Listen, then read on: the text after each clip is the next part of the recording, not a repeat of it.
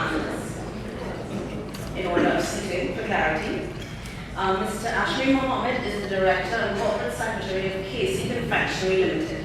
He has 30 years of experience in international marketing and more than 20 years experience in customs brokerage. He is presently the Chairman of Export TT Limited and has held several other notable posts, which include his role as Deputy Chairman of the Committee of the Valuation of the Intellectual Property Office and Director of International Products Limited. Next to him, we have Mr. Tracy Hackshaw. Mr. Hackshaw is an ICT and digital economy strategist from Trinidad and Tobago with close to 25 years local, regional and international work experience in the public and private sectors. He has been integrally involved in the design and implementation of several award-winning digital initiatives and has represented Trinidad and Tobago in various international fora. Next to him, we have Mr. Hines. Mr. Hines is the Chairman and Chief Executive Officer of Telios Systems, a Trinidad and Tobago-based technology company which provides software and services to clients from Guyana to Belize. Telios earns about 30% of its revenue from the export of its services. He is the immediate past president of the Trinidad and Tobago Chamber of Industry and Commerce, as well as a member of the Central Bank of Trinidad and Tobago's Payments Council, where he represents the Trinidad and Tobago Chamber of Industry and Commerce. Next, we have Mr. Sean De Freitas. Mr. De Freitas is the Chief Executive Officer and co-founder of Dingole Limited, an award-winning small acts digital studio that is pioneering the potential of immersive technologies to tell stories. Mr. De Freitas is the Managing Director of Dingole Limited and has over 15 years of experience working in the digital media industry, working with both local and international entities. Well, we have already met professionally, thank you. And our moderator is Ms. Crystal Vicente. Ms. Vicente is the Senior Specialist in the Trade and Investment Directorate of the Inter-American Development Bank and the Regional Coordinator for the Division's Caribbean Operational Portfolio.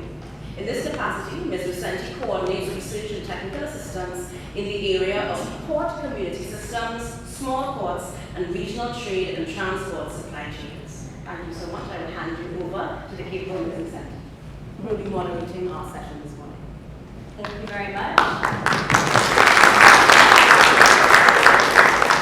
I hope can you all hear me? Yes. Great, thank you very much. I'd like to first say thank you to Export TT for inviting me to participate, myself and my colleague Vashti, in today's innovation seminar. And I'd also would like to thank our esteemed panel of experts and business community leaders who are joining us here today. I want to open with a very general question for all of you, maybe 2 minutes each just to respond. And the question is that most economic research demonstrates that innovation, and by that I suppose I mean innovative ideas, but also innovative methodologies, can contribute to increased exports. What advice do you have for our audience on how to grow their export business, how to internationalize their ideas? And maybe I'll start first with Chairman Mohammed. It's very important that when you have an idea and you bring that product, one of the aspects of it that is extremely important is protection.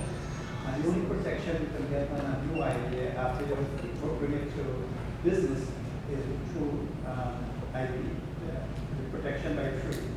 If you look at SN20, as was mentioned earlier, with Chubby, what did they do with Chubby? They patented the bottle, and then they used the trademark Chubby, so they had a double protection. And as we all know, that has become one of the best-selling products internationally and locally. So if you have developed and come up with a unique idea or a unique product, you have to have protection because you cannot sell it if you do not differentiate it, and if you cannot protect it, then you're not going to be able to get the revenue that you can still get. Interesting. Just as a follow-up, what about the costs that are associated with that? If you're a small firm, how do you navigate the bureaucracy? Well, for example, Export TT has co-financing in the IP and aspect of it. So if you come to Export TT and meet our criteria, you'll be able to co-finance the registration and other aspects of it. So we do offer that facility. Mr. Hackshaw. I'm going to be a disruptive presence today on the panel. I used to be in government, now in private sector, and I have a few things I think that I can see. And one of the things that I would like to say today is that if you are doing something to export, we have a contagion trend. I think we use the word contagion about buy and sell. You buy a product, you try and resell that product, and somehow we try to create innovation around that. I think that's not the way to do things going forward. You have to look at what you can do to add value, obviously, yes. And if you're manufacturing, if you're making a product, and if you're selling particular services, I think one of the things that you need to do in trying to be able to do is compartmentalize what you're attempting to do. Is it new? Do your research? Is it competitive? Don't replicate things that are there today that are going to be lost in the day. So if you're doing apps and we'll talk about apps, etc., don't try to replicate what's happening there. You have to find something that is very disruptive, that is very new, but also very much in demand, and use your resources that are being exported. We talked about the resources today to get that idea moving forward. Remove yourself from that buy and sell thinking. Remove yourself from that, what can I take today to put on this platform and then sell?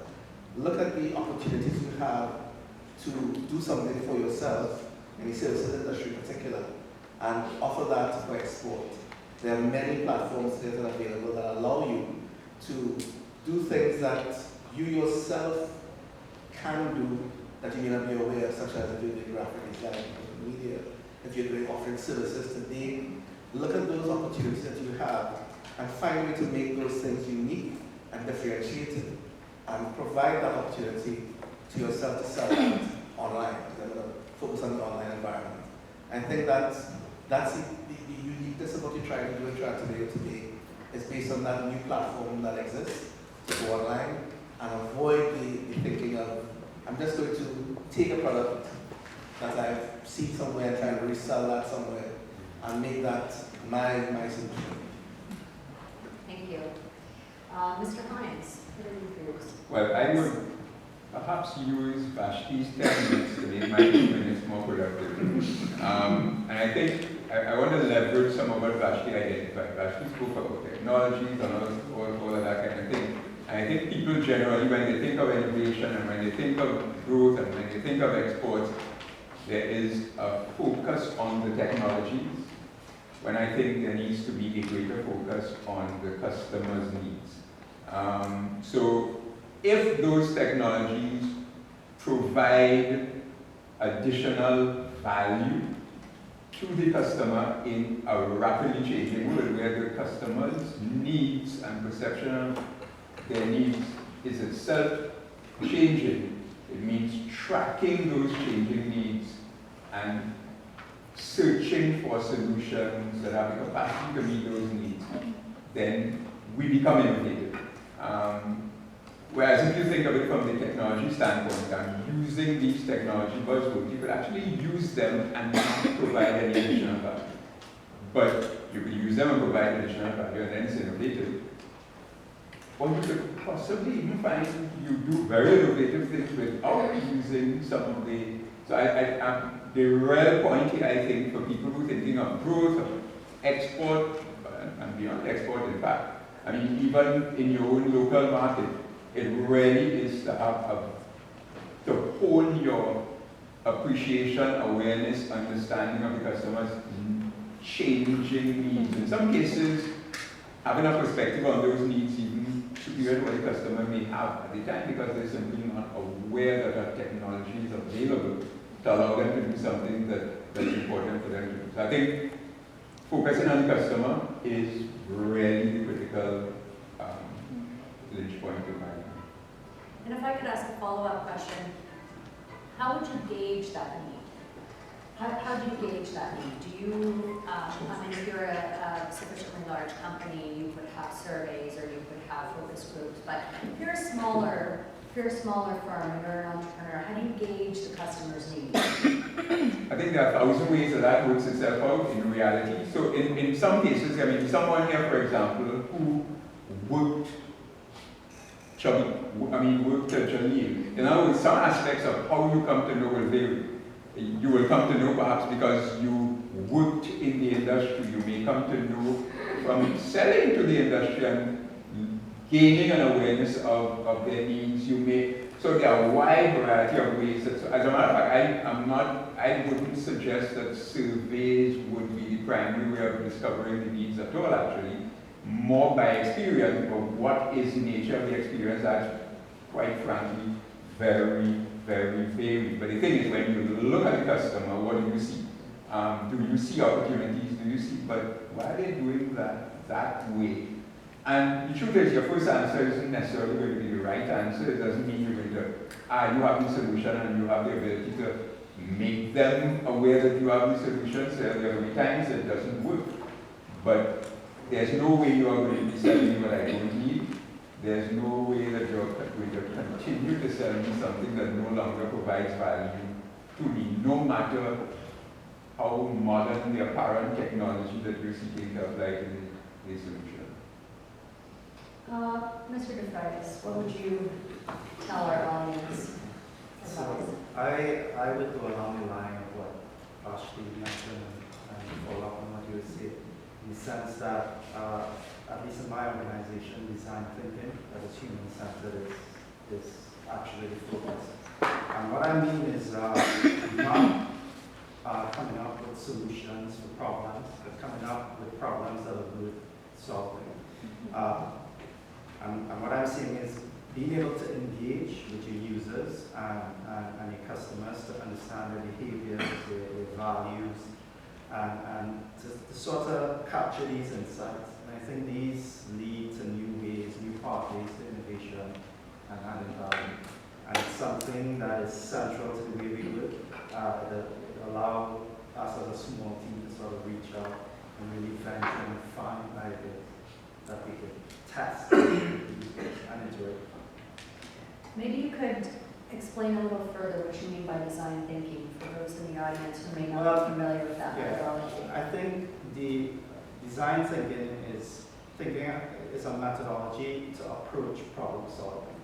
And one of the central things is to have empathy for your users, to try to understand more than just a sort of quantitative or even basic qualitative sort of interaction, to really get into the mindset and to understand the challenges and desires of your users. Because in there are lots of insights about problems that you won't sort of encounter or discover, on the surface. You have to go really deep. And in that, you sort of find pathways to innovate and create new ideas. So it's like an approach to innovation that actually works. It's how we function in the day-to-day.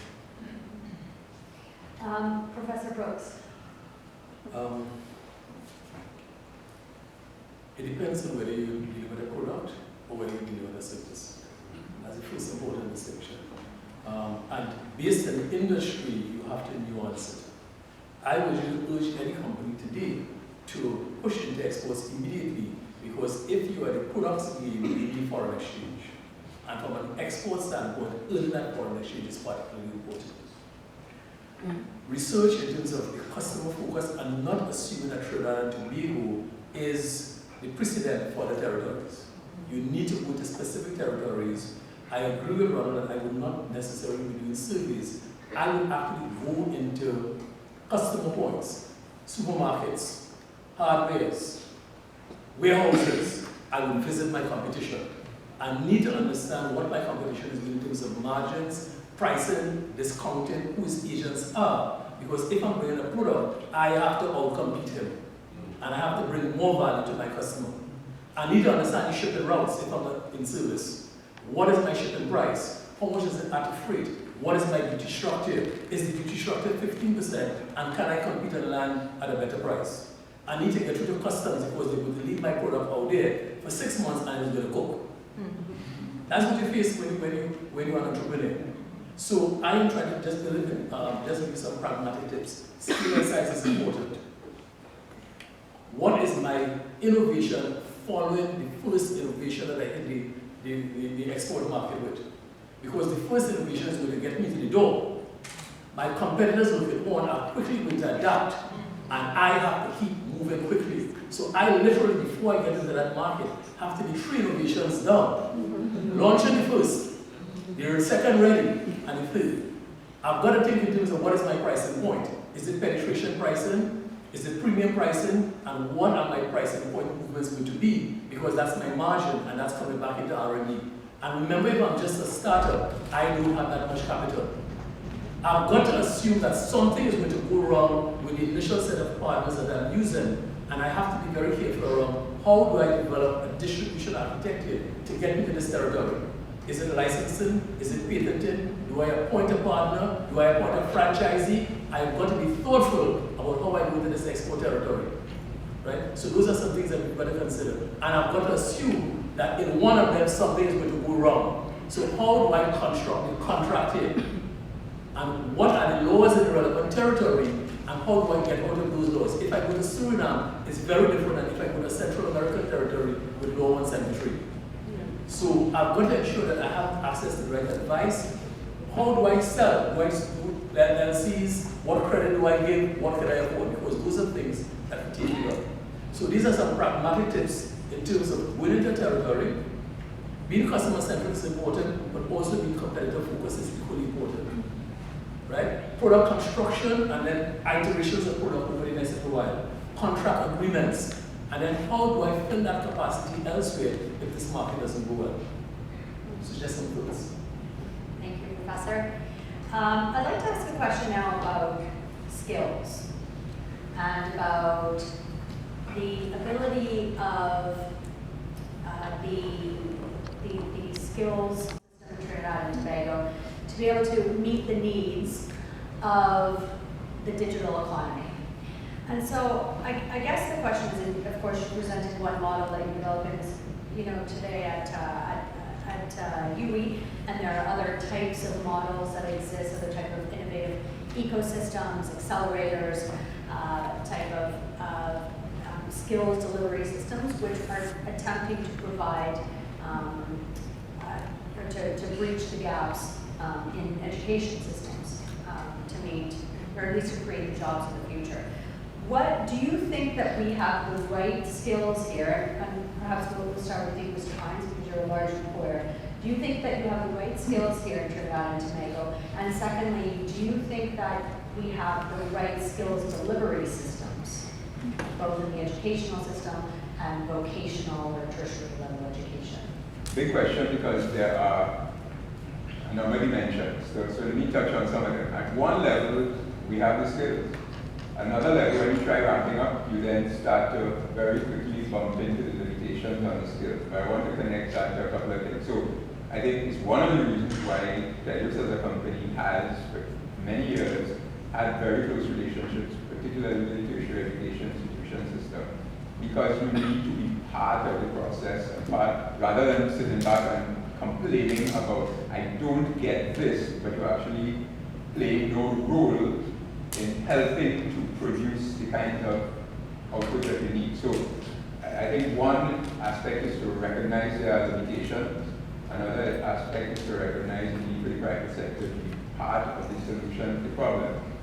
The third aspect of that, which is larger than most of us in this room, is that Trinidad and Tobago, and what I'm saying Trinidad and Tobago, I think the studies will show it's true for the rest of the Caribbean on. We export a huge percentage of our intellectual capacity, which means at one level the fact that the people who reside here is a long way from saying they are not available, well, they are not available as a direct employment option in the economy, but there's a huge percentage. I think one of the things that I say, and it's easy to test if people just think of it for themselves, I would venture to guess if most people in this room think about their family, and perhaps one generation up, they will find at least one, and I would venture to say in many cases as much as half of your siblings live outside of Trinidad, which means a huge percentage, I mean, a really significant percentage. One of the ways of dealing with the gap, yeah, you have to deal with the gap of what exists in the education system where the people that we are employing are directly coming out of. But one of the important gaps that we have to deal with in diaspora is people who leave, often never to return. And so it's not something that tellos can solve, but it's a big part of a big limitation on the growth potential of the economy.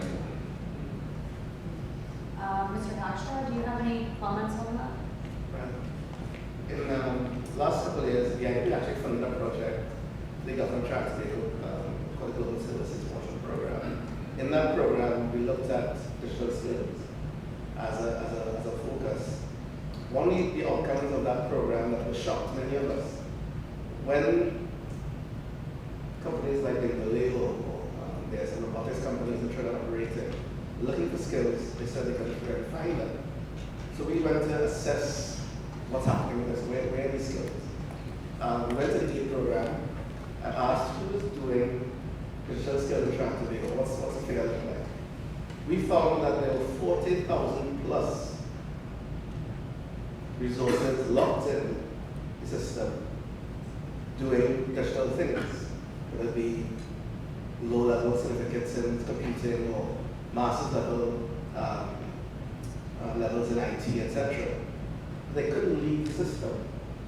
That challenged the relevancy of what we were doing, because when they tried to leave, they couldn't get a job. I guess entrepreneurship wasn't part of their thinking. On the other hand, you have what I would call maybe the informal approach to it, where you have the spread of the e-learning or the MOOCs, where you have Udemy, Udacity, and those types of programs, generating a whole other cadre of skills coming to the system, and creating another wave of talent that is not tracked by anyone. And if they will, for example, will tell us to look for those skills, how do they find those skills? So there's a question of one, relevancy, and finding a way to target those skills that exist. So I'm of the firm view that the skills exist in the country. We've seen the figures, it's hard data, they are there. Whether they're relevant or not is a question. Is there a way we can get those skills out of the system and make them relevant to what I think the Innovate is trying to do?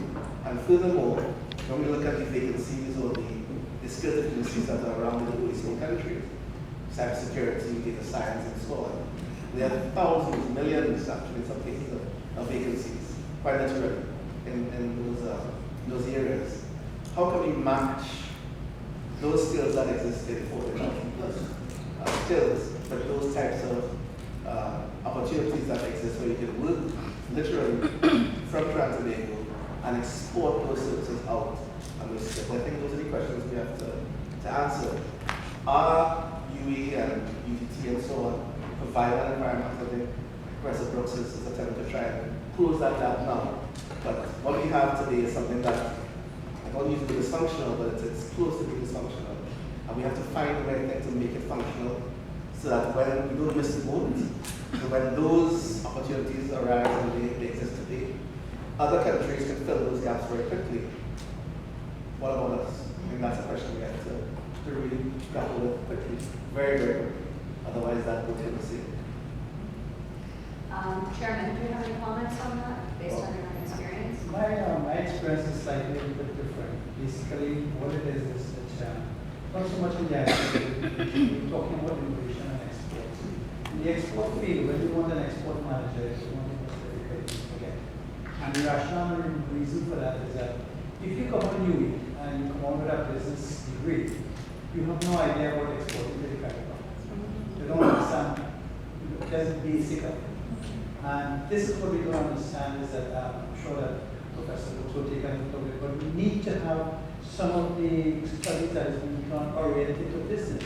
In a simple way, what Tracy said is what happens at export. We at export can do a lot of training with the aspects of that, but we don't offer full-time training except for, of course we do, but it's limited.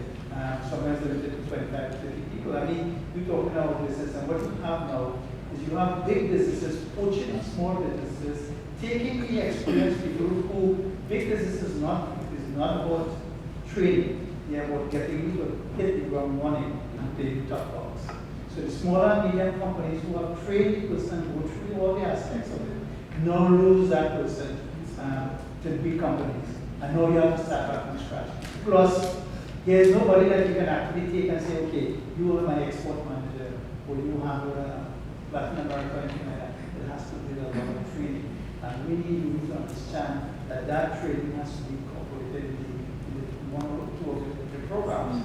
Because as we had even prior to when we had the Connection Institute and the other institute, technical institute, what they did is while the person was studying, especially some, they would put them in industry to get them to get practical experience of what they're doing. That was not in some of the organizations.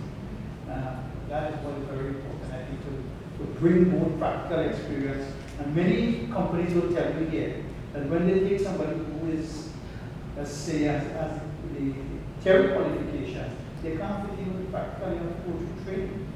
And training is an expensive exercise that not all companies, some companies are not prepared to do it, and some companies find it. And they run the risk after they've done all the training and they have the experience now, they're poached.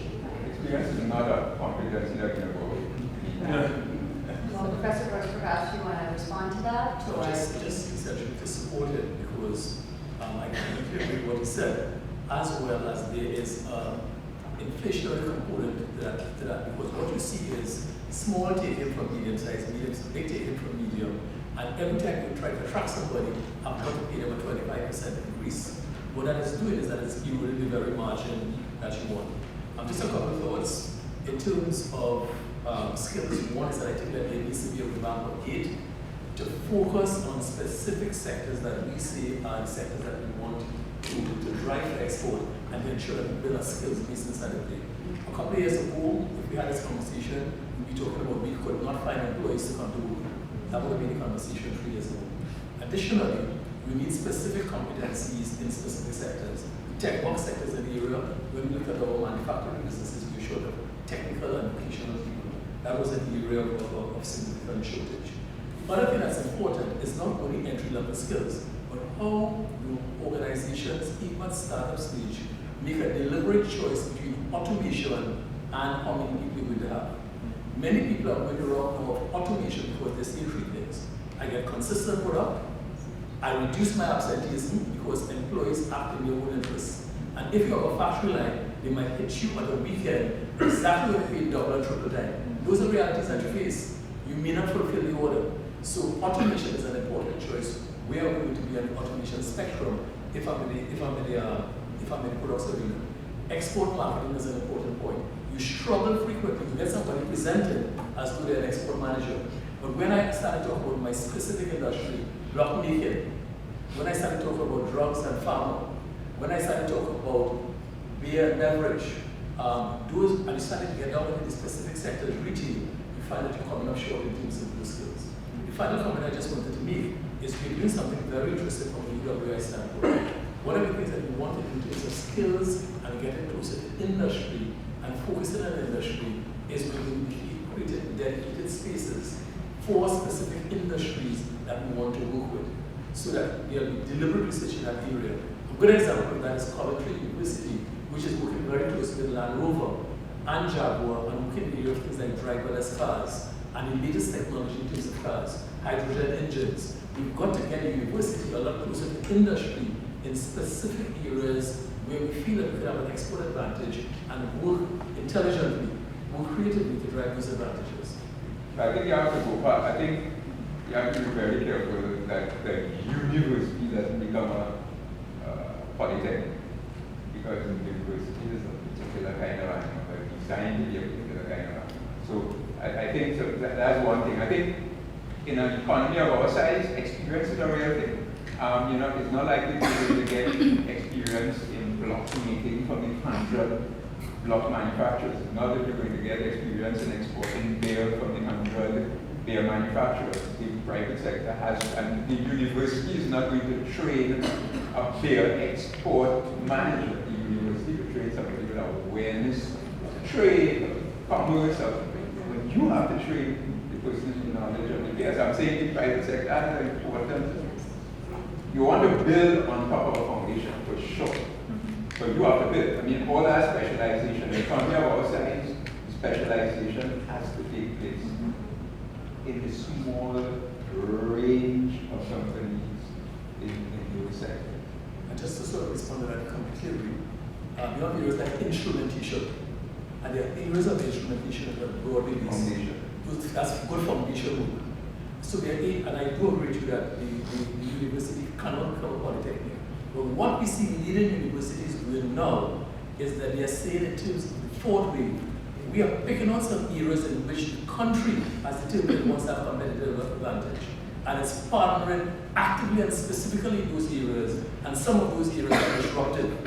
And we have to decide if we're going to be on a disruptive path, what are a couple of areas, given our culture, given our competitive advantages in Trinidad and Tobago, that we feel that we can lead our charge of. Whether it's in creative arts, whether it's in animation, whether it's in fashion, whether it's in music, whether it's in maritime. Pick those areas, back those areas, and really try to be cutting edge in those areas and be radically transformative. So I agree with you on the polytechnic point, but we also have to be very deliberate, both opportunistic and strategic.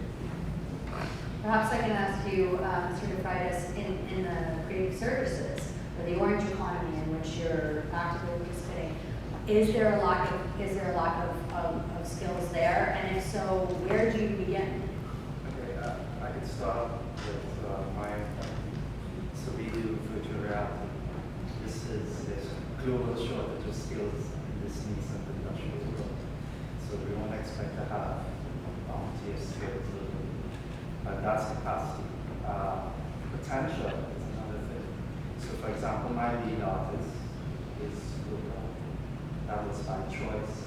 He spent a lot of time after training, and he's excellent. So there's capacity if there's the incentive, or if there's the, if learning these new skills can be something. In terms of generally in the creative sector, I think the creative sector is not an industry that gets a lot of focus, or it's harder to sort of determine. So you have a lot of creativity overflowing in Trinidad, but these things don't seem to translate to really much. I think that's the challenge. And I think that's a challenge with the creative. Just for clarity on my part, that conversion is at the worker conversion or at the business output conversion. You're saying just doesn't convert into. No, meaning that I'm asking whether you're saying these people are not able to convert their potential into the ability to deliver work, or is it having delivered to somebody like you can't convert that into a viable business? So I'm thinking of it in terms of an entrepreneur. I'm an entrepreneur, so I just think about that. So I'm thinking entrepreneurs in the creative sector sometimes find it very difficult to translate. In terms of resource locally, there's, at least in my sector, there's always going to be, and you said, am I going to invest in training this person? When I can get, when the whole world is, I can search for resources. So certain areas, for example, because we look in VR, for coding, people that are familiar with this environment, we outsource. A lot of skills are transferred, but we don't have the resources or time to train or try new things locally. So we are very efficient. We try to get the best resources wherever we're willing to get. I'd like to ask one final question before we open it up to the audience. We've talked this morning about access to finance. We've mentioned Cleary, mentioned MTI, mentioned Global Services Program, mentioned Export TT. What's missing? Where's the venture capital? Where's the angel investment? So what are your views on that gap? I'll start with you. My friend is right. I know a number of years ago, we did intend to have an angel investment program. And that's not really become a reality. And basically, new entrepreneurs, except for the banks and even the export TT, financing we give is restricted to certain quantities and you have to match it in some instances. So if you don't have the funds to start with, you won't be able to access our fund because you have to match it 50-50 in some instances.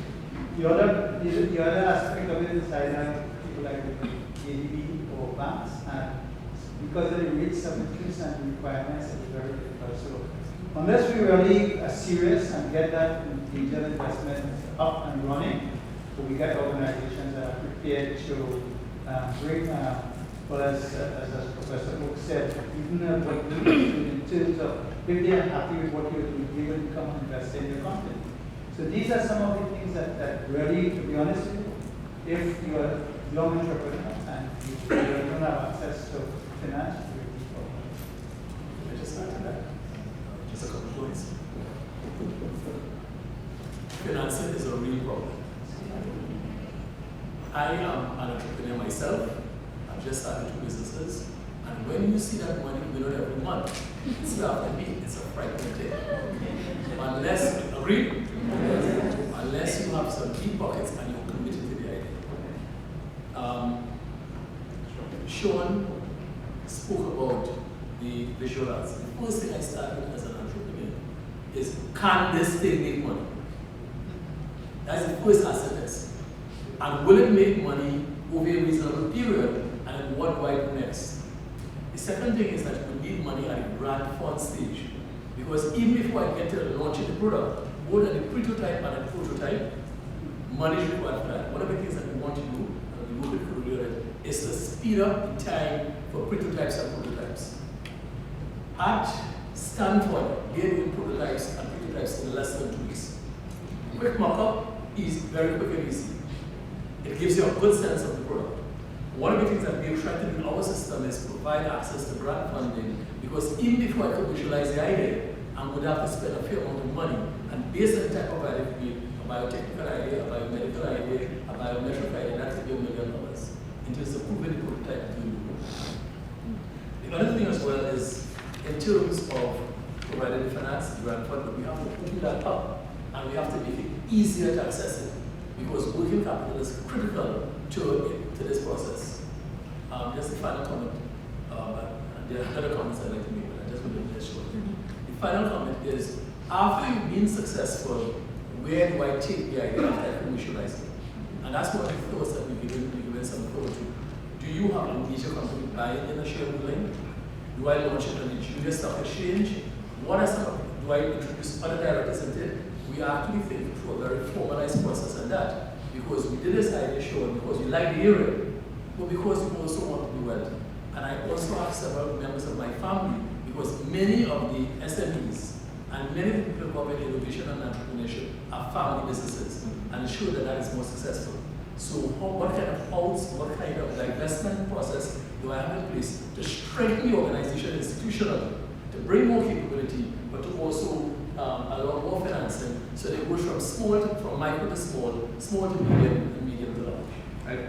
I just want to kind of piggyback on what Jerry is saying, because at the end of the day, this needs a full working ecosystem. So I know from the Chamber's efforts and experience and what we've sought to do, yes, you're talking about angel investors, and there are people who have an interest and a desire, but they have to then meet the Shawns, who have to have the capacity, ability to present something to them. And what we found is you then need to train the Shawns, I'm not saying Shawn himself, to actually be able to present in a way that makes sense to these people. These people who have to consider, if I make an investment in Shawn's business, what's my takeout? So we then have discussions with the stock exchange, because how do I sell it? Then there's scale. And so unless all of those things are working together, none of them work. And so what you find is sometimes you hear people talking about, we need angel investors, and then there's a focus, we're going to do this. Or we need people to be able to do business plans, so we're going to focus on helping people do business plans. Or we need none of them. alone will work. And then the foundational thing upon which they all have to function, which then talks to national policies, is what I call friction. So when Jerry, I think it was, who used the example of going back to the registrar of companies, was it you, Jerry? That to me is just one minute example of what I would, in general terms, call friction. This economy has too much friction, which means things that ought to be simple are hard, and they mean it hugely increases risk, it hugely increases, again, Jerry used another friction example. Jerry, in all of his examples, highlighted very real, so he said something might stay on the port and it might fry. That's friction. Because the cost of your first export frying is huge. I remember years ago when Whitco decided to go into flowers. One of the challenges was getting the flowers to market because the whole export system, the custom system, and when they looked at the models that they were basing it on, they'd be flying plane loads of flowers out of Costa Rica and that kind of thing. You couldn't get one plane load out because of friction. So you could fix all that. You could find the angel investors and find this and find that. And when you come and then I start asking what you're going to do to get those flowers out to the airport, and I don't actually have an answer for you because I can't solve the friction. So I'm saying that there's a level at which we could talk about the things that are necessary. The chamber could talk about venture capital, we could talk about the stock exchange, we could talk about a set of things that aren't necessary up on top. But then they have to function on a foundation that says, when I try to export that thing, it won't stay on the port. When I try to import an important raw material, it won't sit on the port. When I try to get the thing from my factory to the port, it won't take 4 hours. And then there's a ton of things that then lead to the competitiveness. So, I did a quick search, and I'll end with this comment when Jerry was talking about small and medium enterprises in Germany. You know what that is? A business with revenue under 500 million euros. Now, just to help you to, without doing the math, just call it a US dollar. Right? Not because it is, but to get a sense of scale, these are not actually small and medium. Exactly. But they operate in an exponential environment. So we need to remove friction. I want to give last words, first, yes, to Sean, go ahead, and then to Tracy, just on the question about, and perhaps as smaller business owners, about the access to capital and for the private sector as well. Okay, so I'll be really quick. I just want to follow up. I think you're right. You need to train the presenters, the entrepreneurs, but you also need to train the investors. And this is a model that I came across. I had the opportunity with the America's Competitive Exchange to tour Southern California. And we did 7 cities from San Francisco to Sacramento. Every city we went into, it's this mix of university, VC, angel, and entrepreneurs. This system. But behind this system is a lot of training. Angel investors don't get up and start with the angel investors. They're trained. There's systems that train them, teach them how to invest, what that investment requirement is. I actually met a serial entrepreneur, and he told me that anytime he invests, he's a VC, anytime he invests in a VC, a company, a startup, mandatory, they must do an internship with a VC to understand that whole system. So what you're talking about there, when you think about it, it's very far from just expecting these things to emerge. You have to provide a sort of knowledge and a framework for people to feel comfortable that they can, divest some of their funds here, in this case. Tracy, last words before we open it up to the audience. Sure. So, I'm old enough to remember something called a venture capital incentive program. That program was established to address some of these issues. Way back 20 plus years ago in Chapman Street, the government program, and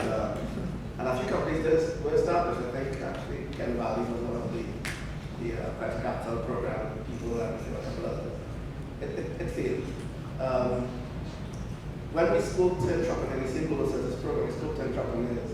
One of the things that came out was this culture. It's the culture of investing in Tobago is very different. Bring up President Brooks' ecosystem story. The ecosystem does not exist. So you have family funds going to one direction, getting debt financing to the banks.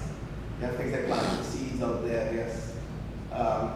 But you have companies, I can name two, WePay and Bits.com, they're actually based in Barbados, who found investors to finance their business somehow. Let's not get into how that happened, but they were able to navigate the system. But when you talk to the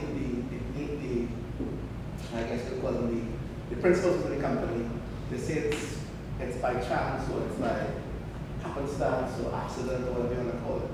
So the culture of investing in Tobago needs to also shift. I remember the chamber had that discussion about mentors and using that as an investment vehicle as well. So maybe we need to move from funds to talking about experience.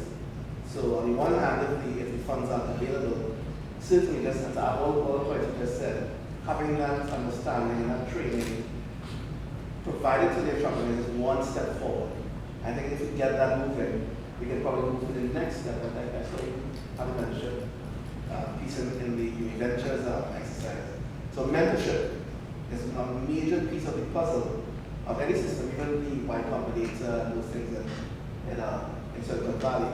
It's beyond the funds. So angel investing, venture capital, whatever you want to call it, maybe it can come another method, another direction. I think we can start there because it doesn't cost us anything.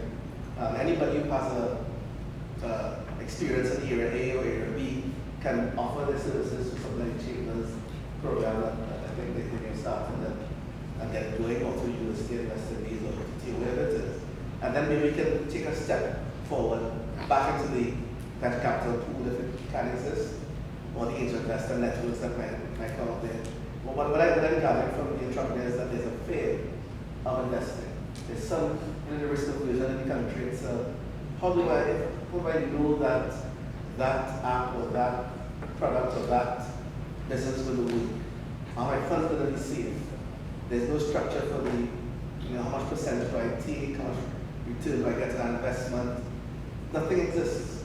Nothing exists. So there's a natural fear, and if we don't fix that, then we have a problem. But we can start, I think, with the mentorship side and maybe offer investment in that area first. And I think I want to recommend that approach. We can start today with thinking, and then maybe move towards the actual